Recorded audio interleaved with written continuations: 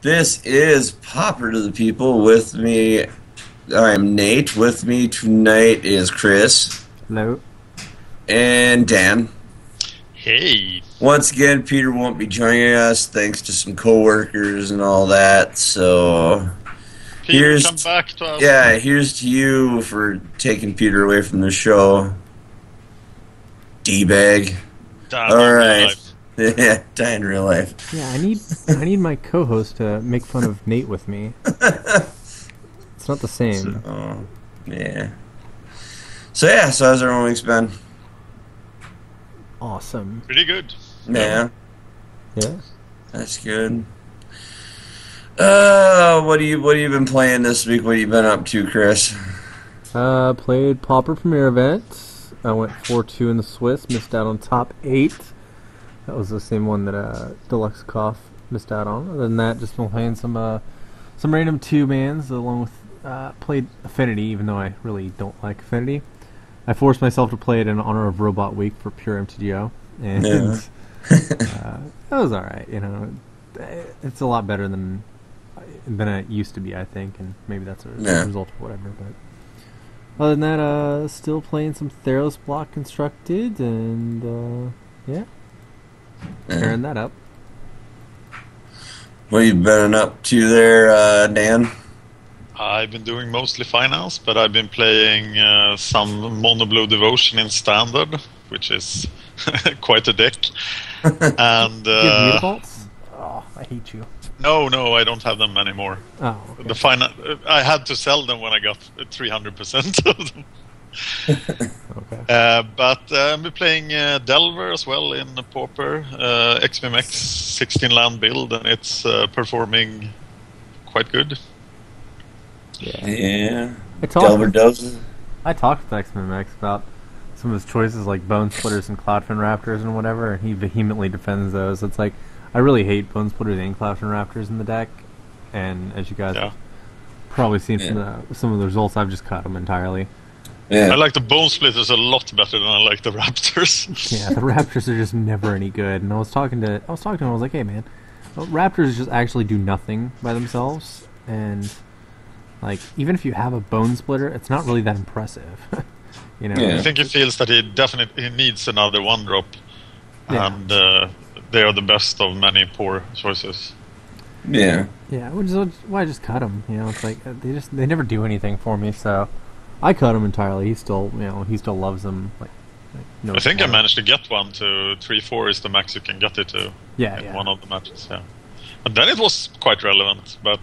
Yeah. But it's like you need so much to go right for you for that to be relevant. So. And they are so much better in tricks. Than Delver. Yeah, they're a ton better in tricks. But yeah, so I talked to them. He defended those. You know, I mean, Bone Splitter is like, it's really only good in the mirror. Like it's actually very, very good in the mirror. But other than that, it's actually not that good. And even sometimes in the mirror, it doesn't make that much of a difference. Yeah. Right. Well, should I don't speed know. up the clock, shouldn't it? I guess the theory is you play those creatures early because the late game Cloud Fins aren't that good. Yeah. Like you late strictly Cloud Fin Raptor late game is just nasty crap. That's not going to work for you. Yeah, it's just not nasty crap. Not going to work for you at all. So. You pick your poison. I mean, obviously, this deck works for him, and it works for a lot. It works for a ton of different people. It just wasn't working for me, right? Yeah. I got tired of losing to Muldrifter deck, so I'm like, you know what? I'm gonna play Exclude because Exclude is awesome. So I now play Exclude. Bears seem better than the Raptors, the Phantom Bears.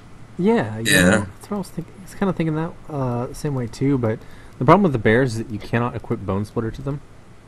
Yeah. So, Did you ever play the 1/1 flyer fairy?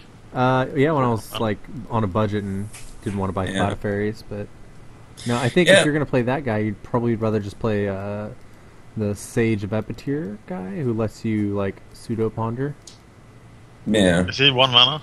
Yeah, he's 1 mana. He's just a 1 mana. Is it Ponder? Is he look at the top 3 or top 4? I can't. He just looks at the top 3 or top 4, but I don't think he actually draw them. No, you don't draw. Sounds horrible. I mean, the whole purpose of your one job right there is to enable turn 2 ninja. Yeah. So, like, but I think upping the fairy count, isn't that? Yeah, a good thing. That's relevant too. I mean, I can see it. I can see it as a thing, but the fairy's not really that much better than Cloudfin Raptor if you're doing that. Yeah. About it. So, yeah, it is what it is. It's Delver. It's just simply Delver, and Delver does what Delver does. Just ticks people off. That's it. There you go. Helps the looks coefficient. Yeah, help Deluxe Coffee get first. And according to our history, when it comes to raging, just Delver brings the best out in everybody. It's just great. Yeah. So, so it's kind of cool. But yeah. Oh, what I've been up to? We had a Pauper tournament for my Magic group did a holiday party this year, and basically it was we did a Pauper tournament at my house. And then, like, after we were done, we did the Gray Elephant gift exchange with the game. And we picked our presents in order of placing. So whoever got last place picked their present first. And then as you went up went reversed on the placings, you chose your present, and did that. And I played Delver, ended up getting 8th place. I was using your list, Chris. Yeah? Wasn't working out for me at all. What did you come up against that you ended up at 8th place? Well, one of the decks is the Pauper deck I hate the most. It's my buddy Shane's Extort deck. Oh yeah. I just freaking hate that deck. Period. It's strictly just a pain in the ass to deal with. Yeah, it's gonna be hard to beat sometimes. Yeah. So then my friend, my other friend, he plays a strictly Edict deck. He plays Abyssal Gatekeeper in the deck. Yeah, he plays Abyssal Gatekeeper. So this card's ridiculous. It's a 1-drop 1/1 that when it dies, you force your opponent to discard a card. Sacrifice a creature. Each player sacrifices a creature. Yeah, each player sacrifices a creature. So he plays this thing, and then he just swings with it because you're not gonna when you have a quick board state with Delver. You trust me, you're letting this creature go through. You're never killing it. Yep. Ever. So that happened. Then he had his deck plays just massive amounts of Edict effects. Yeah. And he plays Edict effects for value, and then just Corrupt wins. It's ridiculous. Corrupt. Yeah. Okay. Yeah. I'm gonna blame it on your poor piloting skills that you lost to Corrupt. I never lose to Corrupt. I ended up in some bad games against him too. Like I had Delvers that. But when I played him too, I had Delvers that simply my deck was basically like, hey, guess what, Delver, you're not gonna flip this game. We're not gonna let it happen. Yeah, I have games like that.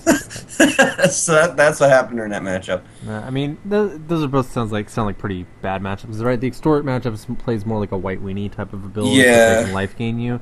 Mm-hmm. And they have better removal than White Weenie. Yeah, and like Mono Black they're going to be tough if they're mono removal. Yeah, you can't counter all the removal. Yeah, so, but anyway. All in all, it wasn't like a serious tournament because it was a holiday party and everyone was walking away with the gift anyway, so it really didn't matter. Yeah. So did that, and then we played EDH till after the tournament was over. We played EDH till 2:00 in the morning, and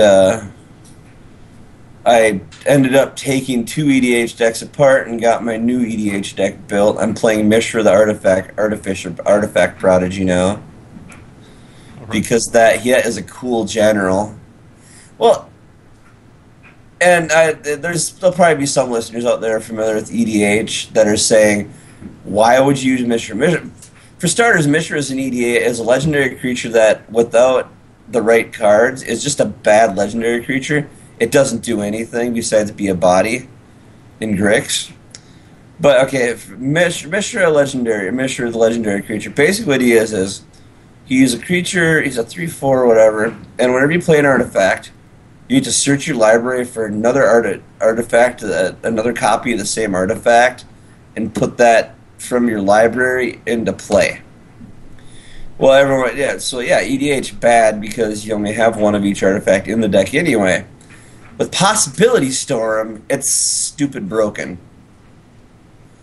Because Possibility Storm is a 5-drop card that whenever you play a spell, you reveal the top of your library until you hit a card that copies, that is a, so if I play an artifact, I have to reveal till I hit another artifact and play that artifact instead. But with Mishra in play, you play that artifact instead, and you put the previous artifact that you did cast on the bottom of your library. What Mishra does with Possibility Storm is the spell is still counting as the artifact that you cast, and it's just going to reveal the next artifact and playing it, and you're still copying. It's still being considered a copy of the artifact that you cast. So you end up being able to take that artifact that you just put on the bottom of the graveyard, and you get to search it out and put it into play for free anyway. You're 2 for 1ing every single artifact you play in the deck. Wow, that was really long and drawn out. Yeah. But it's really, really stupid the way it works, because when you're playing this deck, everyone else you're playing EDH with can't do nothing. Because every spell they play, they are literally top-decking They're literally top-decking their entire deck. Because if they want to play a counterspell, they're hoping that they can Possibility Storm into another counterspell. And you're playing an artifact deck where you're like, what do I care? I'm just going to get another artifact, and I'm going to get my other artifact back. It's really, really stupid. It's a really, really fun deck to play. So I'm playing that, but yeah, so I got that deck done. I was building that one. It's fun. But other than that, I haven't. I've been testing Delver Blue too, because I'm getting ready for the Pauper Power tournament in February, and they've announced the prize support now and all that, and it's going to be a unlimited Mox Pearl. Nice. Yeah. Yep. So yeah, I'm getting ready for that because I'm probably going to play Delver Blue. I've been thinking about mono black control now, but I still know that's capable of drawing a stupid opening hand that you can't do anything with. So I think I'm just going to stick to my guns and just play Delver because Delver says no to everything. Yep. So Delver's always good. Go down the safe route. Always good. If you look at Premier events too, you'll see that mono black control is not really getting up in the top 8s. No. Recently, it's just not showing up there. Why is that? I'm not entirely sure. I think everyone just knows. I think when it first came in, when Mono Black first came in, it was crushing because wow, this deck actually works now. But I think like every deck in the metagame, like if you play it against it enough, you start realizing what you can use, realizing and sideboarding properly to actually deal with the deck. Yeah. Over time. So this weekend, I'm seeing one mono black in the top 8 that I can find, and that was piloted by Jay Siri. So obviously a very talented pilot. So yeah.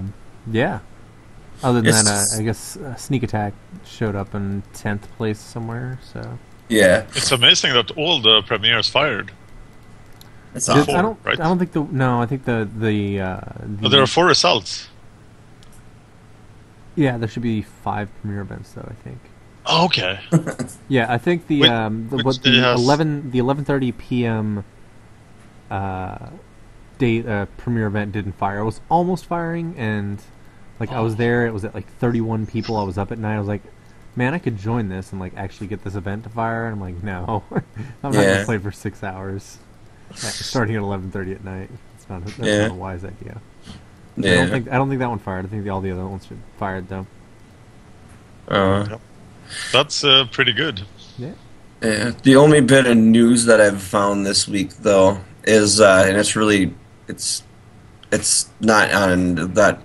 Those who use MTG Deck Builder, are you familiar with that website? Yeah. I use MTG Deck Builder. That's where I do all my deck brainstorming when I have time to do so. I do a lot of deck brainstorming on there. They redid their website. They massively redid the whole thing. Why? What's the point of using the site instead of just using Magic Online? Well, I don't know. It's just, I don't know. I just use it. I just use it when I'm building EDH decks and stuff because I don't play EDH online. So when I'm planning and building my EDH decks, I put them on there because then when I make changes, I don't have to take my deck apart to decide what to swap out. I can just look at a list. So that's what I use it mainly for. But MTGDeckBuilder.net, they redid their website. And in the process of redoing their website, they went through everybody's profile and deleted everybody's deck lists. So if you had a deck list on MTG Deck Builder that was partially built and you were still gathering the cards for it, I sure hope I sure hope you have a backup because you lost it. Oh my god. I was so ticked off because I had a list on there that I was in the process of building, and I found the list on an article online, and now I can't find the article again. Oh no. Yeah, so it's like it's literally like every single deck I had on MTG Deck Builder. It's like they just wiped all of them out and just deleted all of them. I was so mad. Because it takes a little bit of time to, like, when you have decks on there, it takes a little bit of time to actually put the whole thing on and save it. So I'm like, hey, this is great. This is like 3 hours of my life wasted. Now I gotta go through all of my decks again and do the same stupid thing again. So luckily I have tappedout.net and I use that site too. So I can copy paste some of them, but if I had decks at all my in the work decks, somehow I gotta remember what cards are in those decks. I'm just really glad Moto never catastrophically fails like that. Yeah. Definitely not in the middle of long premiere events or PTQs or anything like that. It never catastrophically fails. Yeah. But so yeah, that's the only thing that's really news. I know. Looking at the forums, I looked it up, and there was quite a few players that had not so nice words with MTG Deck Builder about that. It's a free website. You can't complain when. Yeah, exactly. It's a free website. Whatever. It sucks. Like it's kind of disappointing, but. Yeah. But yeah, that's all I really found in news. I guess what is our spoiler count? For 59. 59 of 165. I think we have 2 commons spoiled. Yeah. 2 Pauper cards, the Sun Guide, the Oresco Sun Guide, and the Nyxborn Shieldmate. I think that's what we have. Yeah, just looks like both white weenie cards. 2 crappy white cards. Just 2 white cards. So nothing there yet. We do have that coming up. We will be doing a set review soon. So yeah, I'm really interested in this set though because it's gonna shake up my block constructed that I've been playing. Yeah. Prepare. Nation Demlock felt like a common, but it's an uncommon. Yeah. But I assume that the tribute cards will be about that. We have 3 commons. We also have the the giant, the Ferrograx giant. Yeah. So Tribute have that. 5/5. Yeah. So we have that. Like, yeah, we'll be doing a set review, so we have that coming up when everything. I think, week, right? Yeah, as soon as the whole, ideally I like doing the set reviews the very week of it dropping, so it's not old news. So yeah, but it will be fully spoiled by next episode. Yeah, it should be. So yeah, potentially next episode we will be doing a set review, so it should be fun. Chris Plummer, you need to join us. Yes, he does. Yes, he does, indeed. So, there's that. What do we have? For articles this week, we have a few here. We have improving... did I submit this one? I put that in there. Okay, you did. Explain it. Yeah. David Schaffer writes about some interesting card choices in the 8-mans of decks that have been listed there, and how those decks could be improved. And it's quite a good read about making the optimal choices in your card selection. Yeah. And then we have this article I found by Jason Moore on blackborder.com, which is a website I just happened to come across. Not really even... just happened to come across it. And it's basically... goes over a whole bunch of different decks, like general information on different Pauper decks and card choices and all that. So it has a lot of graphs and information and stuff. Pretty good article, an in-depth article talking about those decks and card choices for each of those decks and stuff. Yeah, and Sage of Epitome. Yeah. So. Here. All right. But yeah, it's a pretty decent article. Yeah, I like Jason Moore. I like his articles. His articles are pretty good. I mean, he goes in depth pretty well on his stuff. He doesn't leave anything really open ended. It's about whatever the subject matter is. By the time you read the whole article, you get all the information on it. So. And then you got Matti's article here. Matti did an article on MTG or Commander as it applies to MTGO, and it just goes key cards in Commander. Like every format has its cards that if you're playing the format, you just play these. Well, what he goes over in this article is what those cards are online. And also the pros and cons of online Commander, like stuff that's good and stuff that's bad about it. Because there are some bad stuff. Like you don't really get the appeal of online Commander isn't that great, because unless you know who you're playing with, it really is not a casual sort of. Hey, I'm hanging out with my friends playing Commander.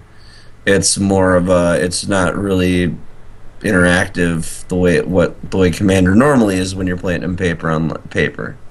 I've never played paper Commander, so I sat down a year ago maybe and tried some online Commander, and 3 days later I left the keyboard and said, this sucks. Yeah. But I was pretty sucked in while I played it. Yeah, I mean that's and I obviously I play Commander every week with my friends in person, and it is a different experience. I can see where Matti wrote this article the way he did, because when you're playing, it's a group of friends. It's your group of friends, and everyone and your group has that. You build your own meta within your group, and it's a lot more fun. Because you're just hanging around a bunch of your friends and playing Magic, and everyone's just having a good time. I mean, you do end up with that one person in your group that might take personal offense to getting their stuff blown up and all that stuff. But for the most part, it's just... basically, it's a bunch of friends getting together and trying to one-up each other. It's like that a lot seems of to be the point of Commander. Yeah. But it's just a lot more fun in person because you're hanging out with your friends, and it's not really not worth raging over. You're just hanging out. What scares me with multiplayer Magic overall is that it's so much diplomacy. It's just all. Oh politics. yeah, it is. It is. It's heavily into politics. Yeah. But I mean, it's just. I think for like in my situation with my group of friends, it's more of an excuse for us to just hang out than anything. We used to play a multiplayer version where it was called Pentagram. Yeah. And you had to play monocolor decks, and you had to be 5 players. So there was Yeah. one person playing blue, white, red, etc. Yeah. And you won when your 2 enemy colors were dead. Oh, that'd be cool. So that will open some interesting diplomacy. Yeah. But it sort of limited the diplomacy. Yeah. So I mean, it's just it's just it was a good article, and Matti's also one of the people is our forum master, so that brings his article up. Do you know the game Diplomacy? The board game? Yeah. I played. I was the highest ranked player in Northern Europe at the time, and I played World Championships, etc. And I just kick into diplomacy mode when I play multiplayer Magic. Yeah. So it says, and that just brings up old like stomach problems and stuff. Yeah. Oh, no. Yeah. It's just the whole group mechanic, just hanging out. So it's cool. But then we have Chris, your peer article you did Affinity. Yeah. Yeah. Sounds like you had fun. Yeah, it can be really broken, but it's kind of like sometimes it's just too slow to beat. Like Familiar Storm in particular was the one that beat me. Spoilers: Familiar Storm beat me because they're assholes. Can you tell me why so many people in the premiere chose to play without Perilous Research? No, I can't tell you at all. Like, Perilous Research is what really makes the deck consistent. It makes it, Yeah. because a lot of the times, Galvanic Blast, for example, is the one real way that we have to interact with opponents, and you can't always draw Galvanic Blast, even if it's a 4F. But sometimes you need to, right? And that's what I think that's really what Perilous Research does. It lets you draw into the cards you need, kind of the same way that like Delver has Ponder, right? I mean, with Perilous Research, you're ideally digging 3 cards deep, and those are cards that go in. But you don't have to put any back. Yeah, you don't have to put any back, and all your stuff is cost pretty much free. So, yeah, I can't tell you why people aren't doing it.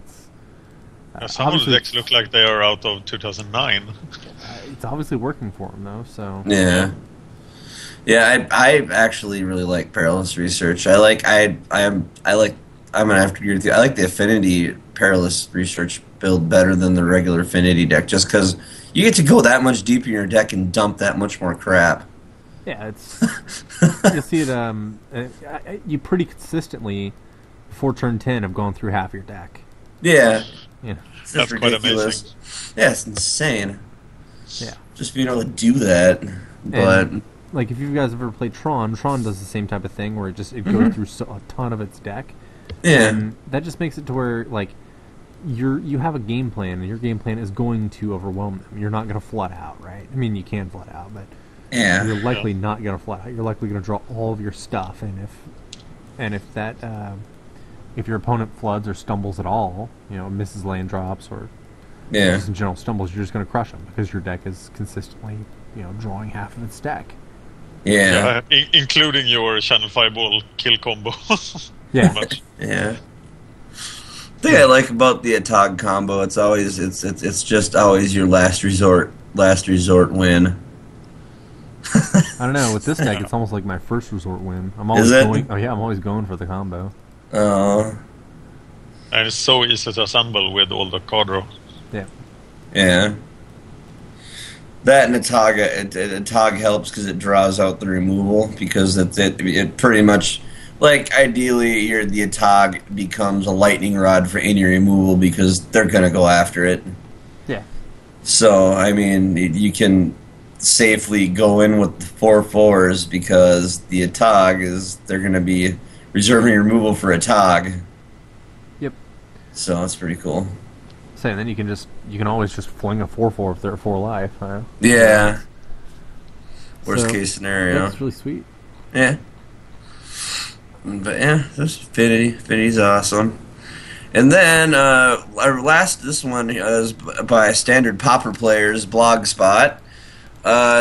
We talked last week about that bad choice card Razor Tip Whip, and on Standard Pauper Players there is an article here that they are actually defending the card and saying it's just how the article explains how how in Standard Pauper the format's solving the problems that you might have against certain decks, how they just resolve themselves with the Razor Tip Whip. And Razor Tip Whip is actually pseudo-effective in more than just one deck. The Dimir deck can't do anything. The Dimir Mill deck is actually stopped by Razor Tip Whip too. Yeah, because it has no mill effects really, so it takes forever to win. And ideally, when they're trying to Crypt Incursion, if you're using Razor Tip, you can control their Crypt Incursion. Yeah. Because don't play a creature, just play Razor Tip Whip and win. So, and the guy who wrote the article also wrote that he's a Dimir player, and he said even playing the Dimir deck and making it so you can answer Razor Tip Whip, it still doesn't work because you have to spread the Dimir deck so thin just to play the card to get rid of the whip.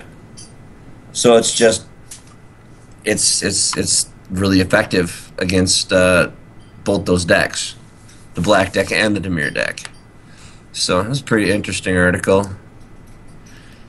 But yeah, great site overall. Yeah, it's a great site. So they had that article, and that's pretty much all I found for articles. But yeah, you guys can check that out in the notes. But yeah, we got into the metagame. We got a Pauper Premier event and the Perilous Affinity. 4 of them. Yeah, and I found the first one. I found the one on the 13th. So I found the one on the 13th here. Okay, well, didn't we cover that last time? No, I don't know. I don't think we ever wrote this one. I think we did. But yeah, no, this is no. We covered that one. It was the non-perilous. It was a non-perilous perilous affinity win. This one This one was a perilous affinity win. Sweet. So Perilous Affinity got first place on this one, and Sneak Attack Games got second on this one. Yeah. So that was last weekend. Yeah. But do you have any more results from the other premieres? Yeah. So this weekend we had Perilous Affinity won, placing in second though. In second place on the one with the Perilous Affinity is Midnight Presence deck. Got second place at a premiere event. Oh wow! Yeah. Yeah, it's Midnight Sisters from the Pauper Gauntlet. Yep. Almost exactly. Piloted by a guy named CD Bones. I'm just gonna cover first and second. I'm just gonna cover first and second because I covered these on CPC on Friday in more detail. Which if you guys listen to the most recent CPC, we went over the premiere events pretty detailed. Yeah, it was a great show actually. Thank you. I loved it. So yeah, first and second there was Perilous Affinity and Soul Sisters. Well, I mean Midnight Presence Soul Sisters thing deck. Mm-hmm. All right, so the next premiere event we have in first place we have Delver running a list that's pretty much exactly like mine, except he's running one Quicksand in the main and a Quicksand in the side in place of Serrated Arrows.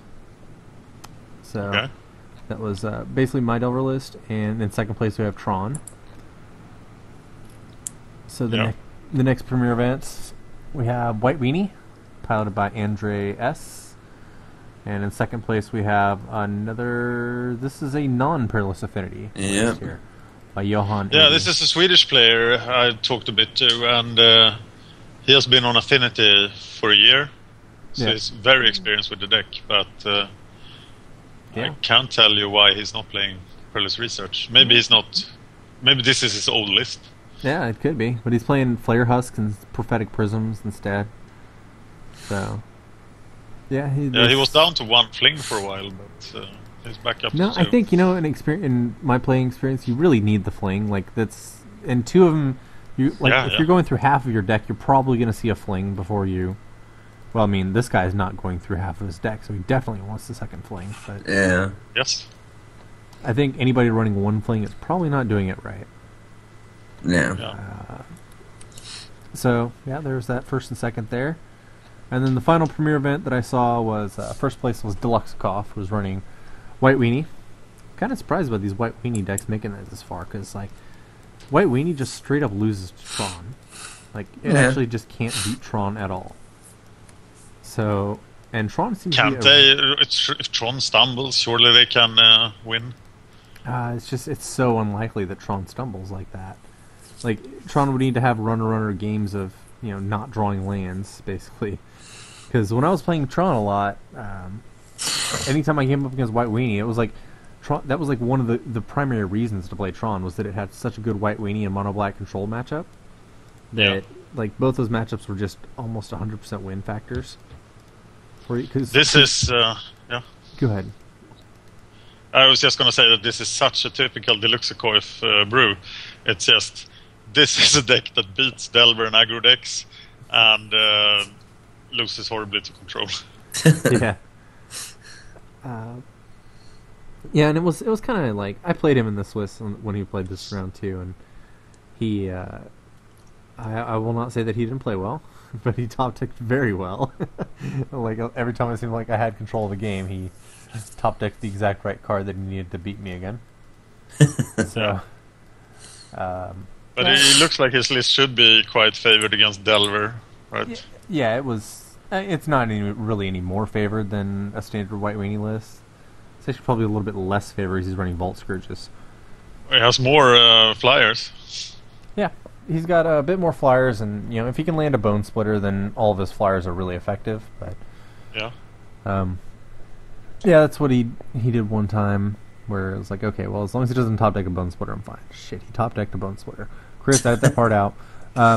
There's 20 flyers. Yeah. I was like, alright, well, you know what? As long as his next card is not a Squadron Hawk, I can actually tempo him out, no problem. Top deck's a Squadron Hawk. Crap. It was like any other flyer there would have worked fine, but he top decked a Squadron Hawk, so I lost. It's like playing Duels of Planeswalkers. Yeah. And in second place here we have Saptox, who was running a blue-red control deck. And he's been running this deck quite a bit. I've ran into him a few times in the 8-mans and I think once in a premiere event. It's just a blue-red control deck. It looks pretty similar to like Is It Post, but it's a little bit more concentrated since you don't have the post lands anymore. Yeah. And you run Delver of Secrets in the main, which is sort of an interesting choice, but you kind of need that early pressure to beat Familiars. Yeah. Yeah. Because otherwise they'll just combo. And Tron, I imagine. Yeah. You have to have the Delvers as well. I don't know. But you need to clock against Tron, because Tron will overwhelm you. Okay, that's fair enough. So yeah, I haven't played this list personally. I've tested with it a little bit, but I haven't done any extensive testing with it. But it seems like it's a really good matchup. And it kind of sucks too, because David was in the top 8 of this event with his Azorius Kitty list, and he came up against Saptox with Azorius Kitty. And if you're looking at this list, you can tell that it's just going to be pretty much impossible for David to beat this guy. Yeah. Through all the counter magic and then the removal that just that David could never get any footing against him. Yeah. Yeah, let's go in second here, and that covers all our premiere events in first and second places. Yeah. Shout outs to everybody who made top 8 this weekend, though. It's not easy. It's a very taxing thing. David was kind of upset when he made top 8, and it's like he made top 8, but he only won. He was only up by like 6 packs. So yeah, how much? Yeah, how much are those premiere events? 10 tickets. 10 tickets. 10 tickets. Okay. Yep. 10 tickets to enter, and the payouts are. I'm not really sure what the payouts are without finding the links of stuff that I don't want to find. They're good value if you are just firing, if you're like 33 players, they're very good values, better than the dailies, I think. Yeah. Or at least on the same level. But as soon every player after that reduces the value significantly. Yeah, and at 64 players, it's horrible. Yeah, it's a time commitment. Yes. The time commitment is the thing, right? Because you're going to spend. I think when I played the one this weekend, I spent 5 hours to break even, right? Yeah. I was top 16. I only got 3 packs for top 16, which sold for about 10 tickets. So yeah. But hey, I mean that's okay, right? If I can spend that amount of time and break even, that's okay too, because I get to play competitive Pauper, which I like, and it was a good time. Yeah. I'm so happy to see 4 of them fire, because 2 weeks ago it looked like Pauper was dying, and now we're quite far from that. Yeah, well, the Paupers are the premier are firing, so that's good, because that means our format will continue, and we have something to talk about. Thank God. And when we come to the finance section, you see that this has affected the Pauper card values a lot. Yeah, that's good. Then for other results, we have the standard Pauper results on MPDC, and this event was really cool because it had a variety of decks. It just wasn't a few decks; it was a lot of different decks. We have some red deck wins in first place on this event. We have a mono white deck. We've got Black Devotion. We've got blue red control. We've got a green white. Is it green white blue? Yeah, Bantax proof. And then I don't know why, but people won't let the gates die. So we got a Bug Defender deck. Think it's a gate deck. No, it's not a gate. Yeah, it runs gatekeepers. They just won't let gatekeepers die. They're still playing stupid things. I'm gonna play this deck. I'm so gonna put this deck together and play it. It's amazing how varied the metagame is. Yeah. Wow, what a deck! Yeah, but it's Onic walls. I love it. I find this funny how like Flicker was amazing when it was here, right? But they take Ghostly Flicker away, and there's just some people who are like, we can make it work. We're not going to give up. And this guy made it to 6th place. Yeah, and he made it 6th place with it. So, congrats to you. Yeah. Just won't let it die. Period. It's like, nope, I'm going to play it. Don't care. Then we have a mono red deck, Seeing Red. So red aggro. This is pretty much 8 different decks. There was some similarity between number 1 and 7. And then we have Big B's Celestia aggro. It's just a green white aggro deck. So yeah, I thought this one was pretty cool. Just the fact that it was so diverse. And this is standard Pauper with its smallest possible card pool. Yeah. Only one set in the second block. And it's amazing. Yeah. Quite impressive. So. I think that this is probably where the most diverse you're going to see them at, because as Born of the Gods comes out, there's going to be more filling of the card pool, and people are going to start to figure out the format a little bit better. Yeah. Yeah. So. I played the early Theros format in Standard Pauper, and then I sort of gave up the PREs for a while. But I thought, well, this is solved, and it absolutely was not. Yeah. So, but yeah, that's Standard Pauper is actually, I don't want to say it's becoming a complete thing, but it's getting somewhere. There's a lot of people playing it now, so who knows? Cool. We might, if this keeps up, we might end up seeing something. Wizards actually doing something. Who knows? Time will tell, I guess. But that leads us to topic 1. We have that red deck that was in the list, or that list. I was having Jay Bushinger from Fatal Flaw. I was taught, he sent me a Facebook message. Just kind of had a Facebook conversation with him, and at the time I was looking for a topic 1, and when Jay sent this to me, I'm like, I responded to him with, hey, thanks, Jay. I got a topic 1 now. That's awesome. He is traditional. I'll just read what some of the conversation we had. He sent this deck list to me. Looking for some help. Our play group is hosting our first Pauper tournament. I have been running mono black, but need a break. So here's what I'm thinking. So this is kind of a deck that he kind of was thinking of building, and he was just looking for advice on it and stuff, and how to make it better if it's good enough or whatever. So I'll just go through the deck list here quick. It's 3 weapon surges, 3 Dynacharge, 4 lightning bolt because we're playing mono red, so yeah, there's gonna be lightning bolt. 4 Foundry Street Denizens, 4 Gorehouse Chainwalkers, 4 Croon Strikers, 4 Blood Crazed Neonates, 4 Thatcher Revolts, 4 Two-Headed Cerberuses, 4 Brimstone Volley, and 22 lands, and he thinks that seems to be a lot. His goal with this deck, he says, the goal is abuse Foundry Street Denizen and Croon Striker, drop cheap creatures, hope to swing after Thatcher's Revolt, maybe luck out and overload Surge, or charge after a Revolt. Alright. So, what do you think? What do you guys think? First, there is a lot of non-creatures in the deck for a deck that's supposed to abuse Croon Striker and Foundry Street Denizen. Yeah. So my first thought is, why are we going with humans here? Goblins are almost strictly better here. You've got a lot of synergy with goblins. Yeah. So I think if you want to abuse Croon Striker, his effect, stick him in a goblins deck.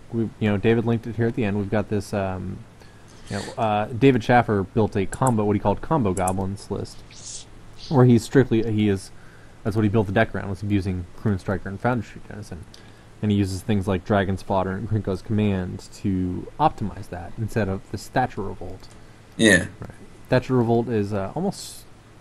It's not worse. It's different, but I think it's kind of less optimal than just running Krinko's Command or Dragon Spotter. Yeah, another thing is if you get rid of the 3 drops, you can drop some lands and increase your creature count.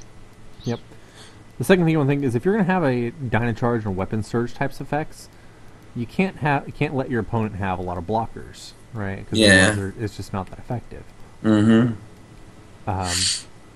And if you want your opponent to not have any blockers, then you need to put more burn in the deck so you can remove blockers. Yeah. So I would think your first big cut that you're going to do with the deck is just kill the Weapon Surges, right? Dynacharge is almost always better in the situations that you want it in. So, Dynacharge for sure. Blood Crazed Neonate, I just looked it up on Gatherer, and I'm not sure why we're playing this in Pauper. Yeah. Like, maybe if we're playing Standard Pauper, but this is not Standard Pauper. So. Yeah. No, I think Blood Crazed Neonate, you just cut it. Two-Headed Cerberus, just not good enough. If you're Two-Headed Cerberus, I could see if you were trying to go for the pump route, like the cute pump routes, like with Titan Strength or Brute Force. But otherwise, Two-Headed Cerberus is just awful here. It's just hitting for 2. Yeah. Brimstone Volley, I think, is just too expensive for these types of decks. It's if you're running Brimstone Volley, then you do want a higher lane count than normal decks. But I would go down to typical aggro deck wants 17 or 18 lanes. Sometimes 19 if you're a really greedy aggro deck, if you're really confident. Yeah. But yeah, you want to minimize your lands, make sure that you have a very dense draw. Yeah, I guess in my experiences with most of these combo and aggro decks like this, I usually go down to 17 land all the time. I'll go down to 17 and actually only go with I'll go with 3 cycle lands and just throw the rest just basic lands. Because ideally, most of the time when I'm playing decks that are just straight up aggro or straight up tempo-ish and stuff like that, I'm finding that my deck's based around 1 and 2 drops anyway. So ideally, I can get away with it. You can't have too many 2 drops with 17 lands. Yeah, I suppose. But ideally, your pretty safe bet is 2 to 3 lands, and you're fine for the rest of the game in most cases. So I always like abusing the cycling lands just because they're great late game. You can draw cards in colors that don't normally allow you to give any card advantage or draw. So that's generally the way I like to do. Yeah. So what I'm getting at here, basically, ultimately, is just go to the article we're going to link in the show notes here with David's thoughtcast on building combo goblins, and start off with that list, right? You get a lot more synergies with goblins. Oh yeah, you do. And you still get to abuse the Foundry Street Denizen and the Croon Striker that you want to abuse. And the deck has some really insane explosive draws. David can occasionally win on turn 3 with his deck. I'm not exactly sure how he does it, but I know he can. Having 8 2/2s for 1 mana is a great thing as well. Yeah. And the Bushwalkers and Mog War Marshals. Yeah. They're all value. Every single one of those creatures are value. You get to abuse Death Spark, which, you know, I have a love affair with Death Spark. It's one of my favorite cards in Pauper. I have a It's great. I have the exact opposite. I have a burning hatred for that card. Oh, like if it I would love to take a computer virus to every single one of those cards. When I did get my worst nationals result, I played for Death Sparks. Or, maybe not 4, but I played Death Spark. Card is absolutely abysmal. Awesome. I think it's awesome too. I love it. It's demotivating. That's so awesome. And spark actually means kick in Swedish. So there was a lot of stupid Swedish jokes you could make about Death Spark. But yeah, this pretty good list. This looks like a good place to start. Yep. Granted, if you're looking for and I think when it comes to Jay, obviously they're playing Paper Pauper, right? Your Smash to Smithereens is a $3 card in paper. Looking at the list from the paper point of view, a lot of these are, your commons and whatnot. Gorilla Shaman, is it expensive in paper? Gorilla Shaman, I'm not familiar with that one off the top. But Smash to Smithereens is a $3 card. Yeah, it's been going up lately as well online. Yeah, well, the Smash to Smithereens, the reason why this card is going up is because it is your answer to Modern Affinity. Yep. Because you can actually destroy a creature and deal damage. So... Gorilla Shaman is $5. Okay. Actually, wow. No, Sweet, wait. I think I have a pile from 97 or something. No, if you're going for 60 the Alliance's Gorilla Shaman is 25 That's cents. the one I have. Yeah. Okay. Yeah, that's the Alliance's Gorilla Shaman. Then I suggest Gorilla Shaman instead of Smash. Yeah. Gorilla Shamans are actually really cheap. That was like a misprinted Gorilla Shaman or something. Yeah. Another thing to note when it comes to paper is your artifact lands are all like $2 lands. Okay. They're all $2. They're all $2. They will be really cheap in 2 weeks online, so get them done. Yeah. So, there's your answer, Jay. Pretty good list to start with. And that brings us to Finance. Uh-huh.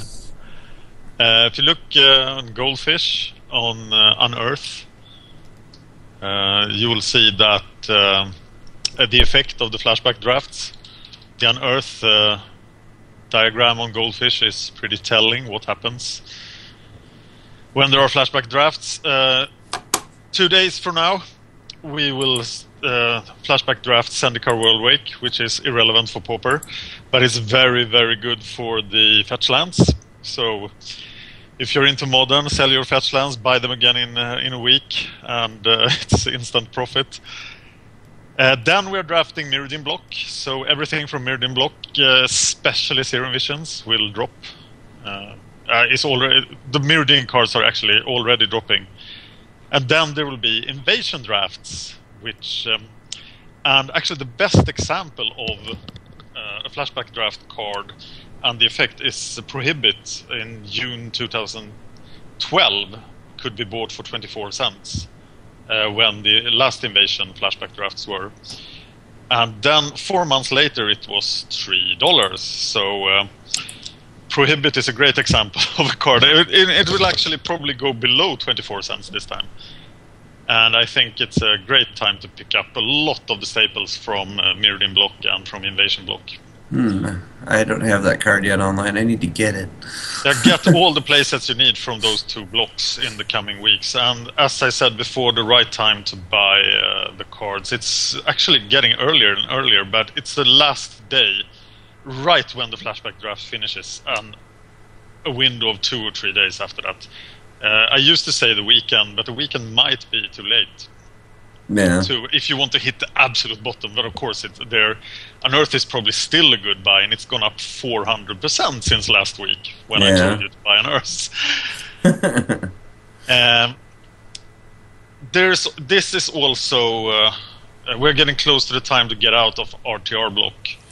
So if you're into finance only and don't want playsets for RTR block, you should sell everything before March the 9th. And you can probably start selling now, because standard PTQ season is earlier than it's ever been. It's right now, and standard PTQ season isn't happening online. And after March 9th, standard PTQ season ends, and Return to Ravnica the values will just die. And if you have not experienced standard rotation for card values, it's a horrible value killer. It's the worst. Yeah. And cards like Nightwell Spectre will be 5 cents again in November this year. Yeah. So that's finance. Right. Thank you. And we got Rage of the Week, Chris. Go for it. Oh, Rage of the Week. Rage of the Week. So the first one I saw, I don't remember a guy I follow on Twitter or somebody retweeted this, but somebody, I think it's in a new player draft, if I'm not mistaken. that's even worse. Yeah, I'm pretty sure it's a new player draft. Rage is in the new player draft. Yep. Yeah. Guy named Perilous blog. Perilous blog? Sorry, I'm butchering that. And he says, "This is what I'm dealing with in a new player draft. For real, this guy deserves a backhand." And in the chat log, we have a guy named Scorpion35. Here's your shout out, Scorpion35. Ha ha ha ha. F-U-U, as in F-U-U. Noob idiot. And Perilous replies, "Actually, I'm a skilled enough Magic player to beat people who win GPs and PTQs with homebrews on paper. Just new to MTGO. How about you?" Reply from Scorpion, "You noob idiot. Forest 2, 9 turns. You no kill me, stupid kid." Alright, and Perilous replies, "Alright, bro, whatever, but can we please limit on the game?" Scorpion replies, "No, idiot." Perilous replies, pointing out, "You won't be able to time me out. It's your clock. It turns on your clock, not mine." Scorpion replies, 23 men no win you. This sounds a bit like all your base are belong to us. Yeah. Yeah. That's what I was thinking. 23 minute no win you. Yeah. Yeah. So, Scorpion35, you are a complete idiot, so thank you. Yeah. You need help. Yes, you do. The next Rage of the Week comes from Shamanic Green, who's... I've talked with him a little bit online. He's another one of my fellow Theros block players. And I don't know where he was going to... where this occurs exactly, but he posted on Twitter, he said, yeah, he raged a little bit in game, but then the real gem came afterwards. This is a private message from Lord_Airy. I think I've actually featured him on Rage of the Week before, Lord Airy. Yeah. So Lord Airy's private messages him, "Just die." Out of the blue. So Shamanic Green replies, "Wow, over a game?" Lord Airy's reply is, "Bastard, STFU." Oh, wow. Jeez. Shamanic replies, "You have some serious anger issues." And then Moto says, "Lord Airy is not available to chat with you." So Lord Airy blocked him? Yes. So he sent a private message with "Just die" and then he blocked. Okay. Yeah. Bastard, STFU, blocked. Wow. You need to find yourself an anger management expert and take care of that problem there, bud. Yeah, you know what? I'm like 90% certain that we featured Lord Airy on this segment before, so Yeah, this guy is obviously an issue, and if you guys are playing with him or encounter him ever in drafts or constructed events, then report him, because this is starting to get nonsensical. You don't send personal messages like that to people. That's just ridiculous. Yeah, it might look innocent, but this could really, really hurt someone. Yeah. Yeah.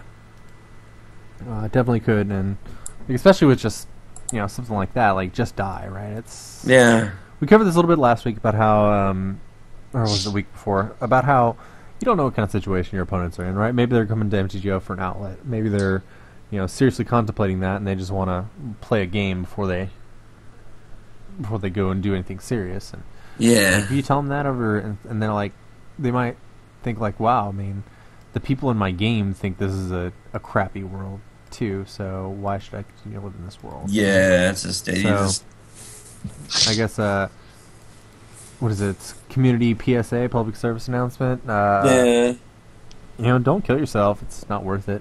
Yeah,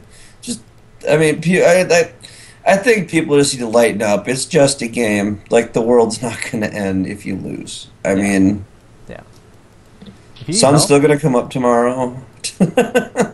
And if you need help, get help. Yeah. And also, it's a horrible finance decision to rage like this, because you're scaring away people from the game.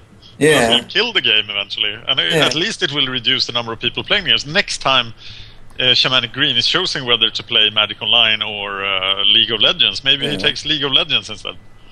Well, I think that you want to see the telltale of raging.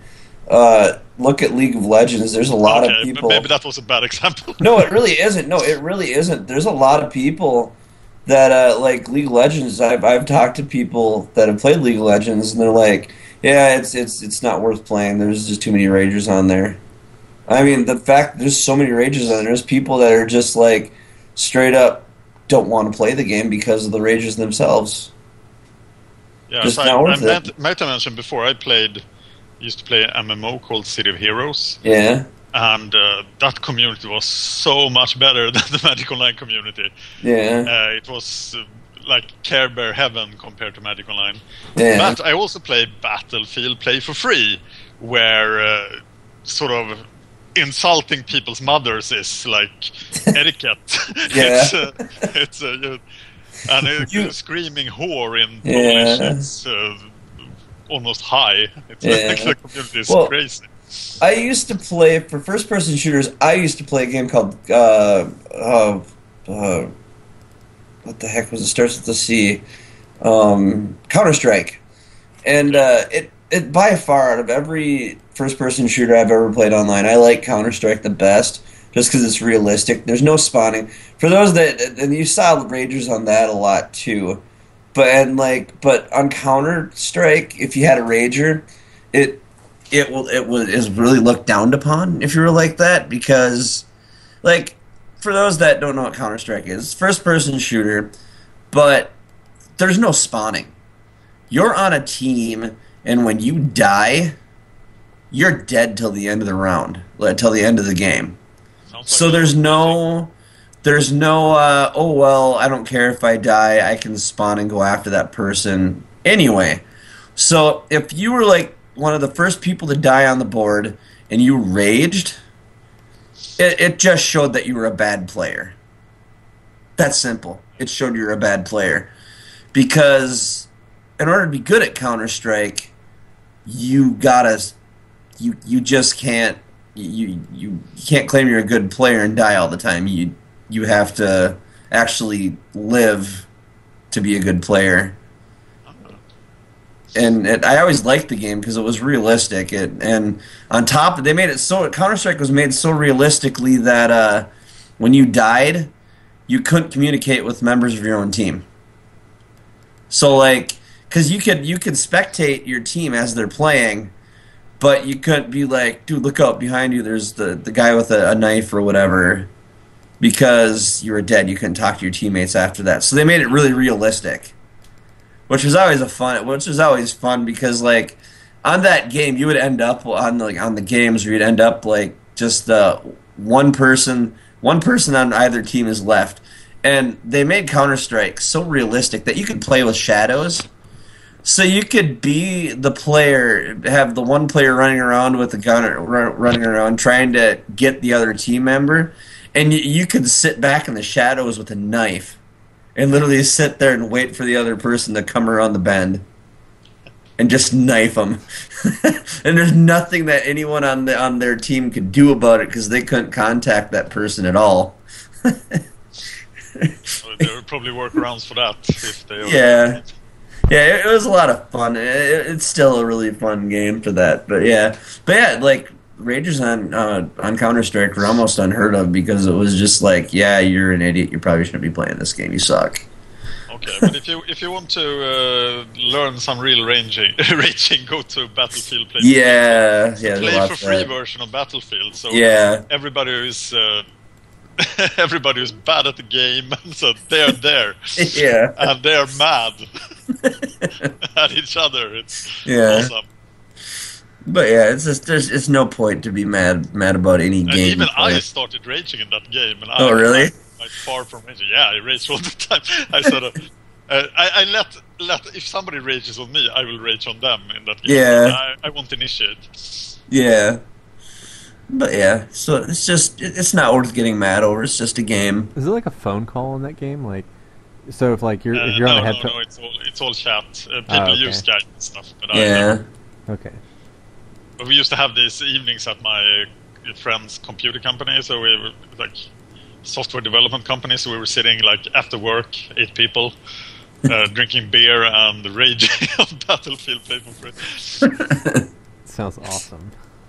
Yeah, who can get in the best rage? Yeah, yeah.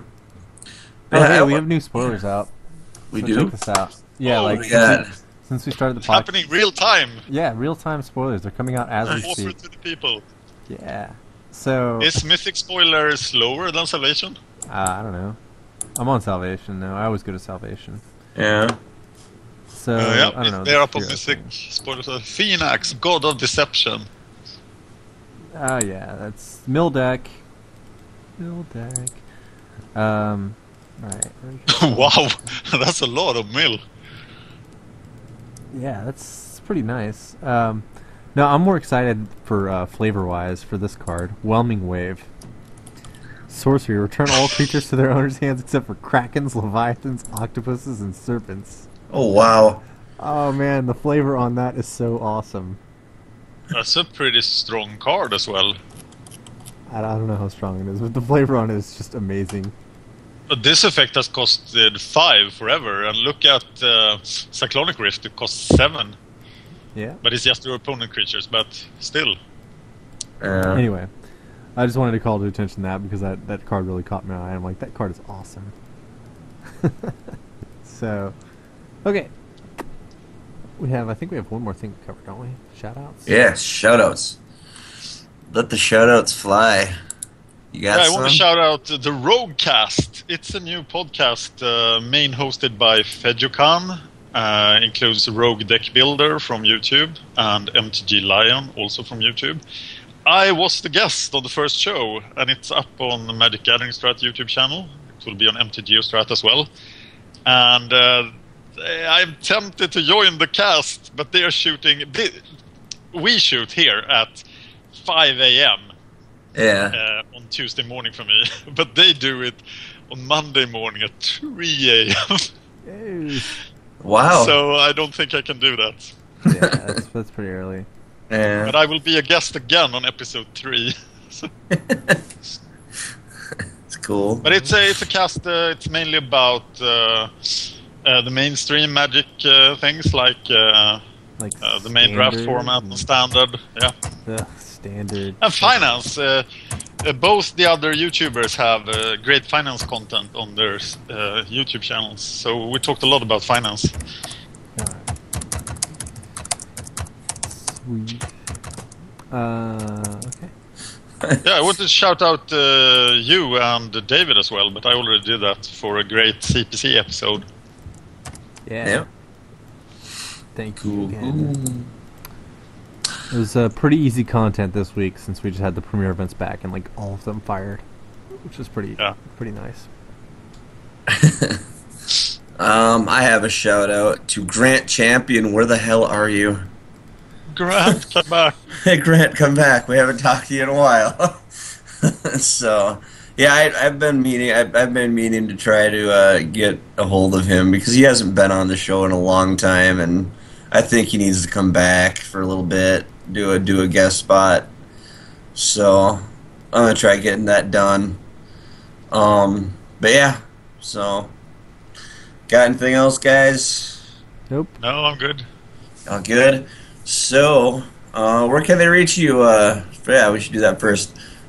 Where should they reach you, Chris? Twitter at Cweaver8518 or Moto Cweaver. And Dan? The fastest way to reach me is on YouTube at MTGOStrat. Also on MTGOStrat, and I'm still on the Pauper to the People forums. Woot woot. And you can reach me at nyukon on MTGO, and my Twitter is at Nathan Yunkin, and Pauper to the People at gmail.com, as well as obviously Facebook, because I was talking to Jay, so I'm there. Just hit me up. So until next week, I'm Nate. And I'm Chris. I'm Dan. And this is Pauper to the People. Pauper to the People! There we go. Outstanding.